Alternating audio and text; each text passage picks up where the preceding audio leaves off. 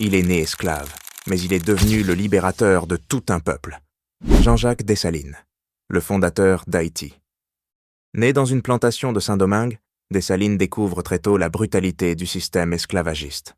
Battu, humilié, vendu comme simple marchandise, il jure une chose. Un jour, il brisera ses chaînes. En rejoignant la révolution menée par Toussaint Louverture, il apprend l'art de la guerre. Mais quand Louverture est capturé en 1802 par les Français, Dessalines refuse de se soumettre. Il reprend le flambeau de la Révolution. En 1803, face aux puissantes armées de Napoléon, Dessalines mène la lutte. Bataille après bataille, il écrase les troupes françaises, jusqu'à leur défaite totale lors de la bataille de Vertières. Le 1er janvier 1804, Dessalines proclame l'indépendance d'Haïti, la première république noire libre du monde. Dessalines devient Jacques Ier, premier empereur d'Haïti. Mais derrière cette gloire, l'ombre du passé demeure.